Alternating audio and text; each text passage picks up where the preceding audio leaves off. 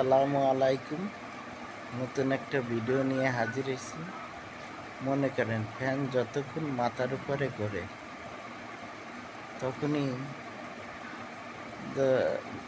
তখন আর কিছু মনে হয় না। যখনই কারেন্ট চলে যায় তখনই ফ্যানের দিক তাকাই দেখি ফ্যানটা ঘুরতে আসে না। কিছু কিছু সমাজেরও লোক আছে যে যত দিতে পারো তত ভালো, যদি থেমে যাও তাহলে মনে করে যে পরিবর্তন হয়ে গেছে। আসলে এতে তারই আর্থিক অবস্থাও তো থাকা লাগবে। সেই বিধায় বুঝাইলাম যে মানুষ অনেক স্বার্থপর হয়ে যায়, যদি দিতে পারলে ভালো আর না দিতে পারলে খারাপ। এই বলে আমার ভিডিওটি শেষ করছি।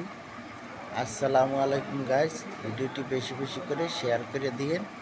আসসালামু আলাইকুম।